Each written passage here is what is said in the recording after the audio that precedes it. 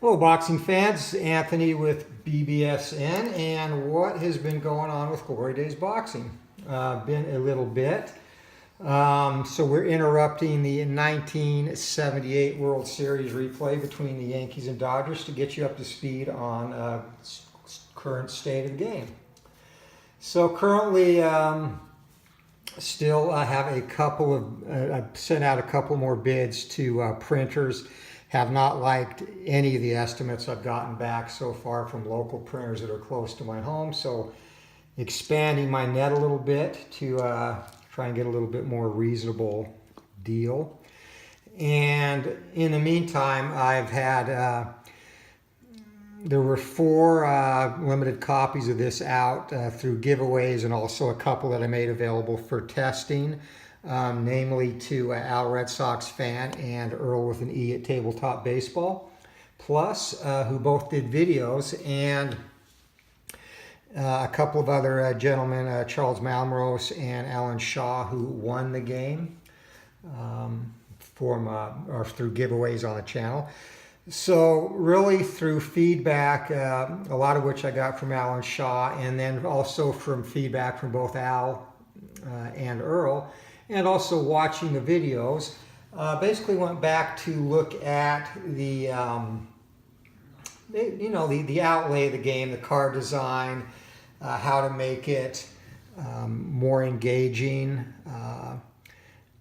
while retaining the flow and obviously retaining the mechanics. So that's what I've been working on, and also just some things to tweak the cards a little bit in terms of design, spruce them up, if you will. So here's the old card, Deontay Wilder here. And, if you've watched the videos, you're familiar with this, the inside and outside, the different results for jabs, crosses, hooks, uppercuts, etc. And the numbers, misses, what have you, ratings up here. And one thing in watching the videos, I was thinking about ways to make the the cards, I guess, more appealing, or the gameplay itself more appealing. So, and honestly, that's why I put these card sets out there, not only to get feedback, but especially in the case of Al and Earl, to watch their videos and, look at it, I guess, from a different perspective where I'm watching other people play the game. And one thing I would notice with the cards is occasionally, like the punches, and that's the number sequence is fairly spread out. And then here on some of the cuts and swellings, the abbreviations, I did indicate them in the manual, but you don't want to go look and see what a BN is or CLC or whatever while you're playing the game. So I just was looking for ways to make that a little more clear, and also to I guess add a little bit of excitement, if that makes sense, to the cards. So after working with designs of the cards and tweaking the format and layout, I'd like to introduce the new Glory Days Boxing card layout and structure, and talk about how the changes basically come into play in terms of games. And the mechanics of the game are completely unchanged. It doesn't affect those at all. Still roll the blue and red die for control. And then depending on who has momentum and what the result is, your 2d10s with the 1d20 to get the punches landed result, and et cetera, with defense, knockdowns. Everything is the same. But new card design. And I want to talk about it a little bit. So first thing, everything up here in the ratings is completely unchanged. Ratings, traits, etc., everything is the exact same. A couple of things. First of all, to the card itself, I don't know if this shows up real well here, but I added a little boxer here to the background, and maybe if I just get the light here, you can see it's a very thin outline, but you can see here, the arm, the legs. He's basically in just a fighting stance. So added that, I should say, as a cosmetic thing, and like the way that came out through the printer may make it a tad darker. I don't want it to interfere with the text though. But the main change is I've moved the fouls, first of all, designated that with a different color so it pops. Moved that down to the bottom. Moved the cuts and swelling down to the bottom. Everything is the same there in terms of the results. And again, you get the cuts and fouls off of the fighter's card. The big change though is right here with the play-by-play layout. So what I did is I took away the punch numbers and the abbreviations. And in watching gameplay, one thing I noticed is I wanted a little more offense. So it used to be on the old cards, you can see jab 4, jab 3, jab 2, cross 4, cross 3, cross 2, etc., etc. So what I did here is I took away the abbreviation of the punch type and I added more punches landed. So there's now 5 punches landed, 4, 3, and 2. So basically added the 5. And what I decided to do is enter more of a text as though you were listening to the fight play out. So it's actually a little bit more interactive. You're reading the results versus just saying, hey, lands a 2-point jab.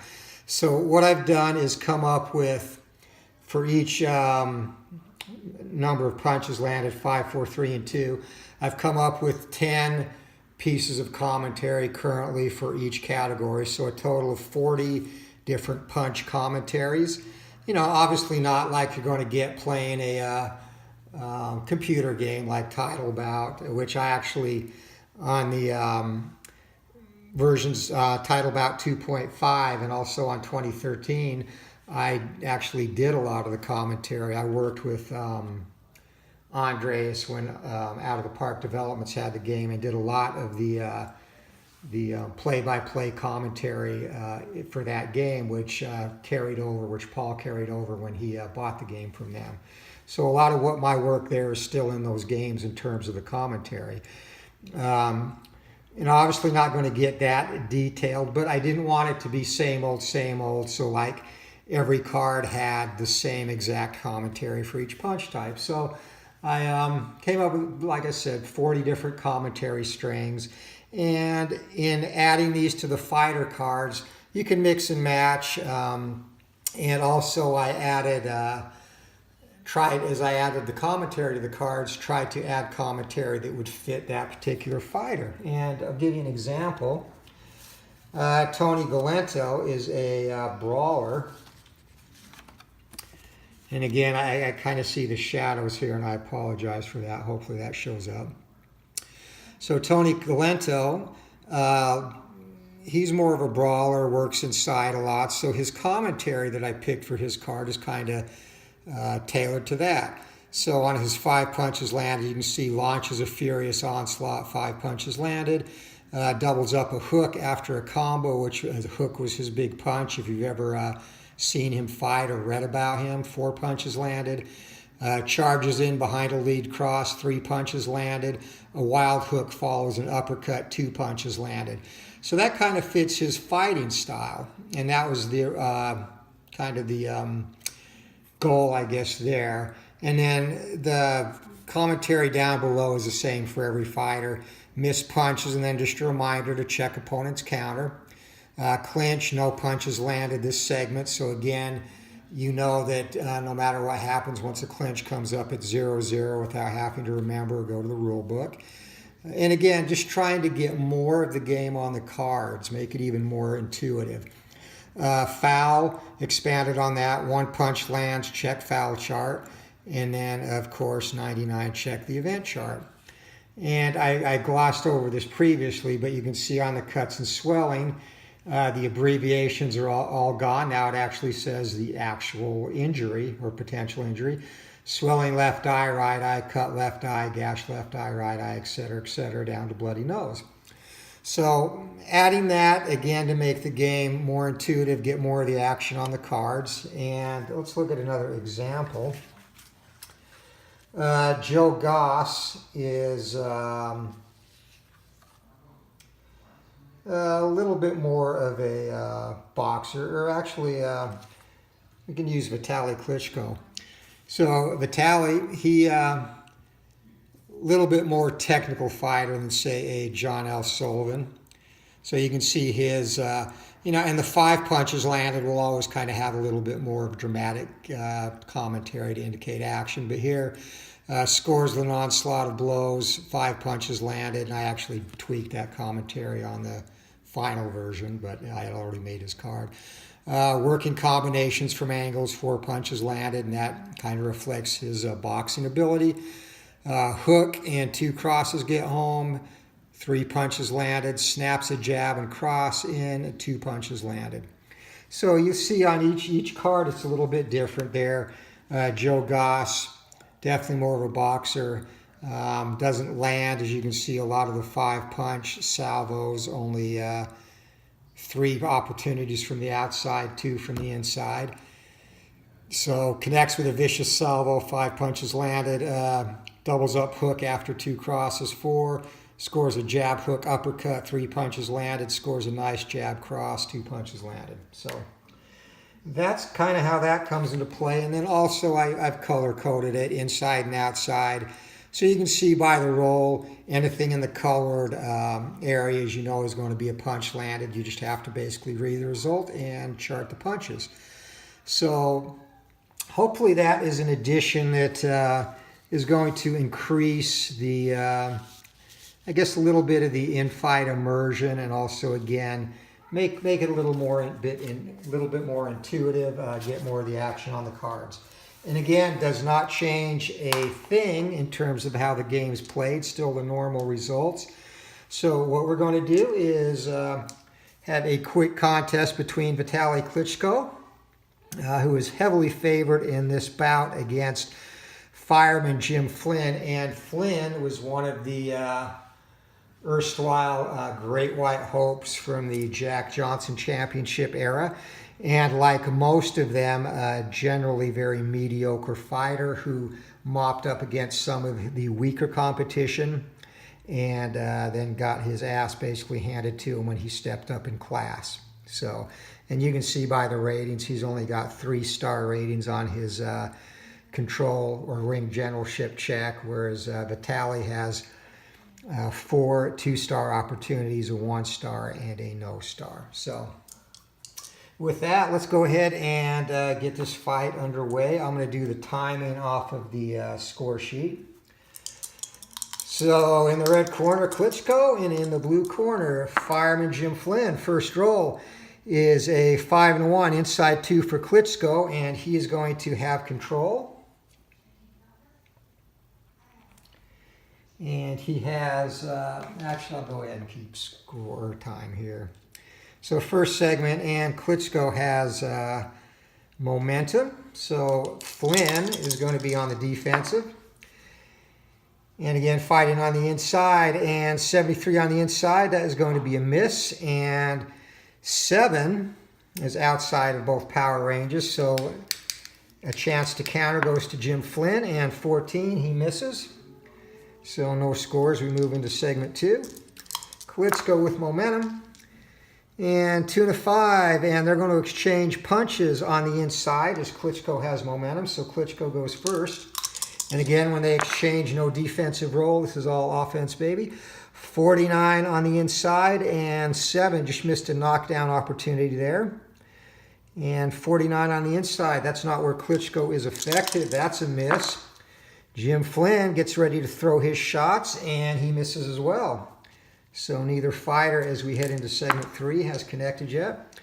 4 and a 5, outside 2 and outside non. Klitschko back in control. Flynn on the defense. And 18, and a possible knockdown, and that is going to be a hook and 2 crosses get home. 3 punches landed. So Flynn now with a chin rating of 4, trying to stay up. And 13 went off, so he takes that and go on to the next segment. So Klitschko, the first meaningful blow of the fight. And outside 1-star, outside no stars. Klitschko stays in control. And 17, and that's going to be another hook and 2 crosses get through. 3 punches landed and another possible knockdown. So Flynn in potential trouble here early, and 2, he goes down. Referee begins to count. Flynn with a chin rating of 5 trying to beat the count, and he is done for. So just like that, Vitali Klitschko, as is expected, a first round knockout of Fireman Jim Flynn, and that comes early in this one, the 4th segment. And in the 4th segment, we will roll for the stoppage time, and that is even. So the end comes at 1:14 of round number 1. Vitali Klitschko, winner by knockout over Fireman Jim Flynn. So there you have it, the new design of the Glory Days boxing cards. And again, thank you to everybody who play tested, especially Earl with an E from Tabletop Baseball Plus, and Al Red Sox fan for putting videos up on their channel and giving me the opportunity to watch others play the game and really, dissect how it flowed for them, playing the game basically out of the box, quote unquote. And a big shout out to Alan Shaw across the pond as well. He ran a complete heavyweight tournament with all 40 fighters that he won in the initial beta release giveaway, I guess you could say, and sent me the results of the tournament each round with a full description of many of the fights, and enjoyed getting feedback and results from him. He definitely gave me some great feedback and was very complimentary of the game. So again, thanks to everybody out here who has contributed to this next step. And I'm really, really super happy with my decision to do this. I think that this, again, the whole, at the end of the day, it's really about making a game that, is fun to play and, again, is intuitive and gets the results off the cards. The same process I'm going through with Glory Days Baseball, if you've watched the alpha and early beta gameplay on the channel of that. Make a game that's fun, make a game that's easy to pick up and learn. And I think that's the one thing I picked up watching the videos is I could do more in terms of setting the cards up and the structure of the game to make the game a little bit easier to pick up and play right out of the box, a little bit more intuitive. And we'll take one last look at John L. Sullivan's cards, his ratings. And again, to the expanded on the cut swelling chance as a reminder that whenever you roll 19 or 20 on the offensive die, you could have a potential cut against your opponent. And there you see the punch descriptions for John L. Sullivan and his punch ranges. He is a brawler as well, so grinds away to the head and the body, 5 punches landed. Wild overhand crosses land after a jab, 4 punches landed, lands a wicked 3-punch combo, 3 punches landed, and lunges in with a jab, 2 punches landed. So that is it. Again, a final look at the new design of the cards, and I'll reiterate, does not change the mechanics. I'll obviously have to tweak the rule book a little bit to put pictures of the new cards in there and tweak the rule book in terms of referencing some of the sections on the card, but the game plays exactly the same way, just a different format here and a different way of reading the results, which again, I personally like, and I'm interested really to hear feedback from those watching the video, especially Al and Earl and Alan, who have played the game, and Charles, if you're around as well, on basically how you like the look of the new cards and the new structure with the action sequences, where it has a little bit of a text readout versus just numbers on there. So that is it. We will be resuming Game 4 of the 1978 World Series between the Dodgers and Yankees. And in that one, the Dodgers, as they did in real life in the 78 series, lead the Yankees 2-1. They took the first 2 games behind Tommy John and Bert Hooton at Dodger Stadium. And the first game back on the East Coast, Ron Guidry hurled a absolute masterpiece, a 6-hit shutout, and the Yankees came back to take Game 3 5-0. So we will be back with Game 4 as the Yankees look to draw even. And until next time, thank you all for watching. Please remember to support friends of the channel and keep rolling for that knockout. We shall see you. Take care.